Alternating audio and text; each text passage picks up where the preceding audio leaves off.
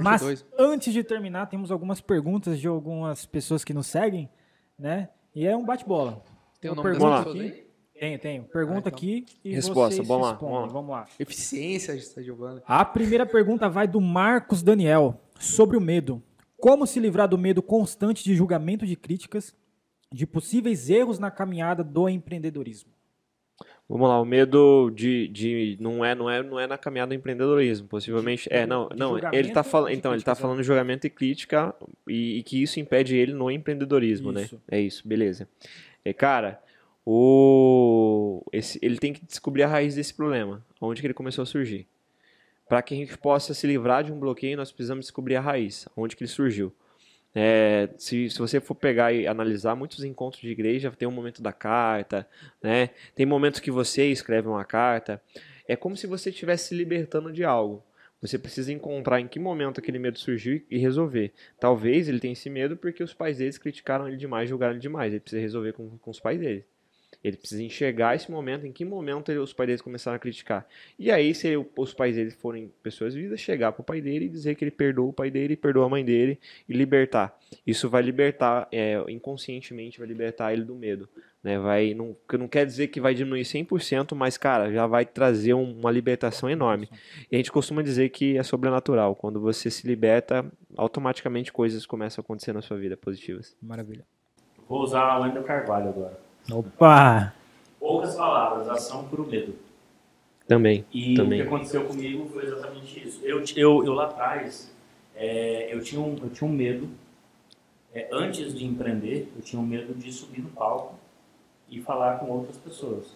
Olhar para as outras pessoas e poder fazer isso. Então, o que aconteceu comigo? Muitas das vezes, assim, as pessoas sabiam que eu tinha medo de ir pro palco e eu simplesmente fui lançado. Falou assim, ó, agora eu vou chamar o palco aqui, não sei o que, Pedro Maluf. Pronto. Agora ferrou. O que aconteceu? Eu tive que agir. Ação. Eu tive que agir. Por quê? Ação. Era melhor eu não passar vergonha de ter sido chamado, né? E ter ido lá, feito o que eu fiz, por conta disso. Então, assim, muitas das vezes, exatamente o que essa frase diz, né? A ação... Você vai fazer uma, você vai fazer duas, você vai fazer três. E muitas das vezes na repetição. Repetição. Pela inteligência emocional, a gente já... Ou é forte impacto emocional, ou é repetição. Uhum. Eu aprendi na repetição. Então, assim, fiz uma, fiz duas, fiz três, quatro. E a gente tem o seguinte sentido. Quando a gente faz algo por 21 vezes, isso se torna um hábito. E depois disso, automaticamente isso se torna um estilo de vida. Então, acaba que hoje, para a gente fazer isso, falar com outras pessoas, de olhar para uma câmera e falar, então, assim, hoje já não tem mais isso. Né? Então, assim, eu tinha muito. Né? Então, assim, tanto que para eu, pro Instagram, por exemplo, lá para gravar uma dica do dia, para falar alguma coisa, muitas vezes eu tinha que gravar 30, 40, 50 vídeos, era só eu. Depois que eu fosse postar, eu ia ter alguma coisa, eu poderia ter alguém me criticando, alguém falando alguma coisa, o Pedro errou naquilo que ele falou. Então, assim... E eu agi muito, né, para executar isso. Então acho que pode ser uma das curas aí para a pessoa. Também. Maravilha. Show.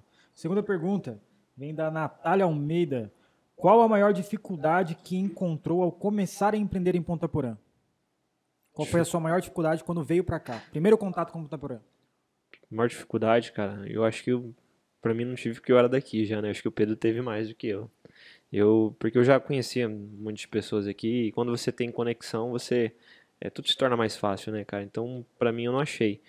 Tanto que eu tenho uma empresa de automação, só que em Ponta Porã, né, eu cresci um monte aqui, né? Tenho bastante clientes aqui já que a gente atende no segmento de restaurante. Eu tenho um software para restaurante, eu represento um software, né?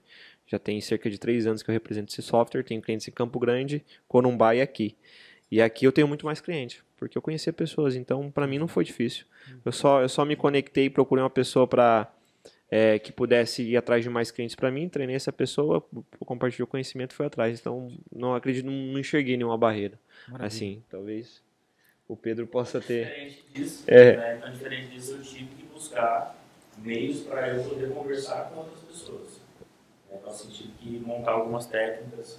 Eu, apesar de já ter dado bastante treinamento, de já ter falado muito com as pessoas. Quando eu cheguei aqui, a gente até fala assim, eu vou pra lá, vai ser tranquilo, eu vou conhecer pessoas e tudo mais, o negócio vai acontecer. E aí a gente acaba que a gente percebe que foi bem difícil para mim no começo, né? Então assim, Mas foi na cara, na coragem? Foi atrás de pessoas? Foi por telefone? Como que foi? Foi entrando de loja em loja. Eu, na verdade, assim, como eu já tinha falado para mim, assim, eu já tinha tomado uma decisão, e aqui seria o lugar que eu construiria algo diferente, eu não voltaria e falar assim, poxa, voltei porque eu não consegui. Então, assim, como o Thiago disse lá no começo, eu não começo nada que eu não vou terminar. Tanto que, aqui, ó, Wendel Carvalho, eu termino tudo que eu começo. Tá aqui, ó. Eu termino tudo que eu começo. Então, assim, eu vim pra cá e falei assim, cara, eu vou conversar com as pessoas, eu vou descobrir alguma técnica, eu vou descobrir algo pra fazer com as pessoas. E o Thiago viu. Ele fez isso, se a gente foi pra Dourados lá, acho que passei por 5 pessoas, das 5 pessoas que passou, 3 eu pegou contato. Então, assim, hoje já é mais fácil, hoje a gente já criou novas habilidades e tudo mais, mas no começo foi muito difícil. E é tudo técnica, né? Que dá pra pessoa desenvolver, né? Habilidade. Tudo habilidade, né? Tudo habilidade. E quando a gente olha que é habilidade, algo que você não sabe fazer, mas eu já vi pessoas fazendo, eu só repeti. Né? Então, só repeti o que outras pessoas estavam fazendo. E o negócio deu certo. Qualquer outra. Terceira pergunta do nosso amigo, Christian Escobar. Ô, Christian, meu Christian, sócio. um abraço aí, cara. Ô, o Christian é sócio de vocês, velho? meu sócio, velho. Tá brincando, cara. Sério? Sério mesmo. Ele mandou Olha, uma mensagem. network aí, né? E a pergunta, Ele mandou mensagem E a pergunta hoje. foi específica para você, cara. Ó, Thiago, qual foi o principal desafio enfrentado para gerir uma empresa de grande porte? Principal desafio, cara. Vamos lá. Principal desafio foi, cara, acredito que foram as pessoas. Foram as pessoas e o líder da empresa. Acho que o principal desafio foi você entra num, assim, às vezes o dono da empresa ele tem uma cultura, né, e você implementar uma cultura nova, até ele entender aquilo. Acho que isso e as pessoas que estão abaixo do processo, elas entenderem a nova cultura que você quer trazer, porque assim, um novo conceito, isso mesmo, cara, foram as pessoas o maior desafio, cara, porque a parte de números eu sempre tive facilidade com o número, cara, sempre fui bom em matemática, apesar de não ser um cara analítico, cara, sempre tirei 10 em matemática, ensinava a galera na escola e... Cobrava pra ensinar. Cobrava pra ensinar. Nossa, tinha a época negra que eu fazia prova pros outros e os outros me pagavam, mas tá bom, né, cara? Na faculdade eu fazia 3 provas. É o Mike. Eu fazia 3 provas, cara. Eu fazia as provas de estatística, microeconomia e macroeconomia, cara. E econometria também. Eu fazia a minha prova e mais 2 ou 3 ao mesmo tempo, cara. Caraca, cara. Os caras iam trocando. Os caras trocando, né? Maluco. E aí minha esposa, mas como que vocês faziam? Cara, trocava a prova. Eu preenchia a prova, passava. Preenchia a prova, passava. Era mais ou menos isso, cara. Cara, foi as pessoas, porque você mostrar para as pessoas que elas podem mais e fazê-las acreditarem nisso, cara, não é um negócio simples. Não é um negócio simples. Então foi isso o maior desafio, cara. Então foi dar esse choque de realidade. E hoje eu acredito que, assim, todas as pessoas que estão lá, elas têm uma visão completamente diferente. Né? Diferente do que a gente costuma ver aí no mercado. E no seu caso aí, com certeza você já fez o trabalho de grandes empresas. Qual que foi a maior dificuldade que você encontrou numa grande empresa? Cara, 2011 eu tive a oportunidade de trabalhar hoje é Energisa, antes era Enersul. É uma empresa grande, mais de 2.000 funcionários. Só que lá eu fui estagiário. Quando eu saí da Energisa, eu fui convidado para trabalhar numa empresa chamada Cinemark. Uma empresa que é multinacional. Além de ser multinacional, ela está espalhada no Brasil também. No mundo, perdão. E aí o que aconteceu? Eu cheguei, como o Thiago falou, dificilmente eu passei numa empresa, em menos de 6 meses eu não fui promovido. Porque eu sempre, como o Thiago falou também, eu sempre fui analítico. Eu olhava para aquilo ali e falei assim, cara, isso aqui pode mudar, isso aqui pode melhorar, isso aqui pode ser diferente. E quando eu comecei lá, eu entrei numa situação que tinham outras pessoas com mais tempo, 15 anos de empresa. Né? Então, assim, eu nunca tinha trabalhado na empresa, eu nunca tinha trabalhado no segmento. Só que eu cheguei lá e aí eles me deram carta branca para poder mudar as coisas. E aí eu tive uma dificuldade muito grande com relação a isso. Então, assim, quando eu fui implementar alguns processos, as pessoas que já tinham o costume de executar algo de um jeito, elas bloqueavam.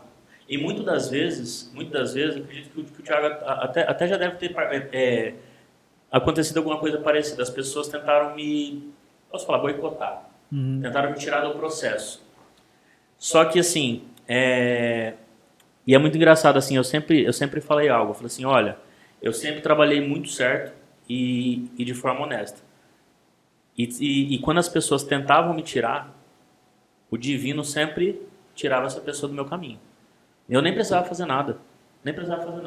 Era algo assim, que ia acontecer. Então, o que aconteceu ali em 2012, quando eu recebi?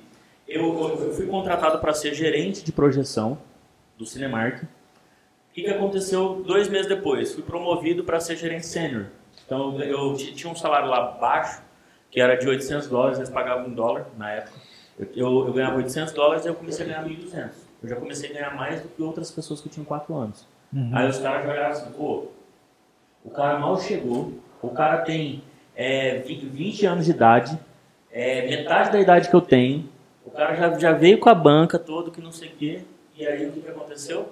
Eu, por ser analítico, eu comecei a implantar, inovar, e foi, me chamaram para ser gestor de implantação, já não era só do cinema, aí eu comecei a coordenar 3, 4, 5, 6 cinemas, e aí eu comecei a ir para outros lugares. Então, assim, e através disso, quem lá atrás falava assim, não, você não vai, da mesma forma que falaram para mim quando eu vim para cá, não, você não vai conseguir implantar isso, você não vai conseguir assim.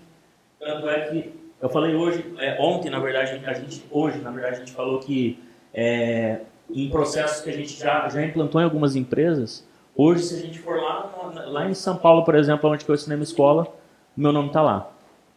Então, assim, por quê? Porque eu fui chato, eu fui crítico, eu fui analítico e assim como o Thiago. Por que a Nativa, por exemplo, conseguiu a certificação do ISO 9001? Não foi só pelo Thiago.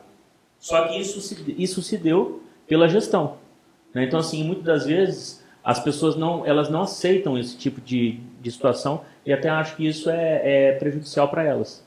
Mas na verdade não. Então, assim, eu acho que é um ponto aí pra gente finalizar aí. São as pessoas. Temos mais 2 perguntas rapidinho, gente. Beleza. Essa que vem do Xande Soares. Como encontrar oportunidades de negócio? Bom, buscando, né, cara? Buscando, network. Buscando, cara. Não tem muito o que fazer, velho. Cara, começa a pesquisar, velho. Vou lá pra linha do Pablo Marçal, pega 10 negócios aí que você enxergue que possam ser oportunidades no mercado ou que estejam em ascensão e cai pra dentro, velho. Pronto. Concorda? Né? Eu vou usar uma teoria do meu pai. O meu pai sempre falou assim, toda pessoa que você conversar na vida, você pega o contato dela. Um dia, essa pessoa ela vai ser útil na sua vida.